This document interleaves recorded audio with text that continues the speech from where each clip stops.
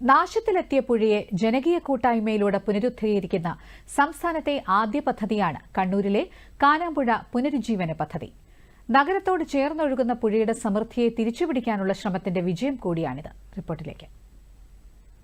നാടിന്റെ സമ്പന്നമായ സംസ്കാരത്തിന്റെ പ്രതീകമാണ് നിറഞ്ഞൊഴുകുന്ന പുഴകളും അരുവികളും. ഗ്രാമീണതയുടെ വശ്യതയും മനോഹാരിതയും നന്മയുടെ ഐശ്വര്യവും പേറി ഒഴുകുന്ന പുഴകൾ കാർഷിക സമൃദ്ധിയെയും അടയാളപ്പെടുത്തുന്നു. എന്നാൽ കയ്യേറിയും അഴുക്കുജലമൊഴുക്കിയും മാലിന്യം തള്ളിയും നാം പുഴകളുടെ ഒഴുക്കിനെ തടയുന്നു. കണ്ണൂർ നഗരത്തോട് ചേർന്നൊഴുകുന്ന കാനാമ്പുഴ ഇത്തരത്തിൽ നാശത്തിൻ വക്കിലെത്തിയപ്പോഴാണ് പുഴ പുനരുജ്ജീവനം എന്ന ആശയം ഉടലെടുത്തത്.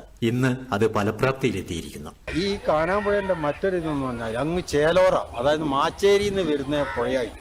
അപ്പൊ ഇതിന്റെ രണ്ട് പരിസരത്ത് ഇപ്പൊ കാർഷിക സമൃദ്ധി അത് എടുത്തു പറയേണ്ട ഒരു കാര്യമാണ്. കാരണം ചേലോറയും നന്നായിട്ട് കൃഷി ചെയ്യുന്നുണ്ട്, പെരിങ്കളായി കൃഷി ചെയ്യുന്നുണ്ട്, അതേപോലെ തന്നെ ഇളയാവൂർ പാടശേഖര സമിതി അതിൽ നന്നായിട്ട് ഒരു തുണ്ട് വയല് പോലും കിടപ്പാക്കി ഇടുന്നില്ല, പാഴാക്കുന്നില്ല, വേസ്റ്റായിട്ട് ഇടുന്നില്ല, എല്ലാം കൃഷി ചെയ്യുന്നുണ്ട്. ഈ കാനാമ്പുഴ വന്നതിന് ശേഷം അതിന് സുഗമമായി അവർ നടത്തിക്കൊണ്ടുപോകാൻ കഴിയുന്നുണ്ട്. ജില്ലയിലെ മുണ്ടേരി അയ്യപ്പൻമലയിൽ നിന്ന് ആരംഭിച്ച് 9 കിലോമീറ്ററിലധികം ഒഴുകി അറബിക്കടലിൽ പതിക്കുന്നതാണ് കാനാമ്പുഴ. ജനകീയ കൂട്ടായ്മയിലൂടെയാണ് കാനാമ്പുഴയെ പുനരുജ്ജീവിപ്പിച്ചത്. പുഴയിലെ ചെളിയും മാലിന്യങ്ങളും നീക്കി പാർശ്വഭിത്തികൾ കെട്ടി നടപ്പാതയും സോളാർ വിളക്കുകളും സ്ഥാപിച്ചു. ഇപ്പൊ ഇത് വന്നു, ഇങ്ങനൊരു വഴി സൃഷ്ടിക്കപ്പെട്ടതോടുകൂടി നമുക്ക് ഈ വഴി ഉപയോഗിക്കാൻ പറ്റുന്നു, അത് ആസ്വദിക്കാനും പറ്റുന്നു. കൃഷി ഇപ്പം ഇവിടെ തോടില്ല വെള്ളം ഉപയോഗിച്ചിട്ട് കൃഷി ഇപ്പം ഒരുവിധം ഭംഗിയായിട്ട് നടന്നു പോകുന്ന ഒരവസ്ഥയാണ് ഇവിടെ ഇപ്പോഴും കണ്ടുകൊണ്ടിരിക്കുന്നത്. ഈ കാനാമ്പുഴ പദ്ധതി നടത്തിയപ്പോൾ ഇതിൽ ഇപ്പോൾ ഏകദേശം പൂത്താലിയാണ്.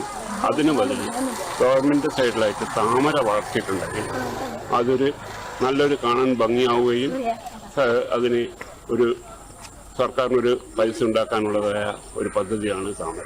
ആദ്യഘട്ടത്തിൽ താഴേച്ചൊവ്വ ചീപ്പുപാലം മുതൽ ശിശുമന്ദിരം റോഡ് വരെയുള്ള ഭാഗമാണ് പുനരുദ്ധരിച്ചത്. പുഴ സുഗമമായി ഒഴുകിത്തുടങ്ങിയതോടെ സമീപ പ്രദേശത്തെ ഹെക്ടർ കണക്കിന് നെൽകൃഷിയും കൂടുതൽ സജീവമായി. ഇളയാവൂർ പെരിങ്കളായി പാടശേഖരത്തെ സമ്പന്നമാക്കാനും കാനാമ്പുഴ സഹായകമായി. പുഴ സമ്പന്നമായതോടെ സമീപവാസികളിലും ആഹ്ലാദം നിറയുകയാണ്. കണ്ണൂരിൽ നിന്ന് ദൂരദർശൻ വാർത്തകൾക്ക് വേണ്ടി കെ.ഒ. ശശിധരൻ.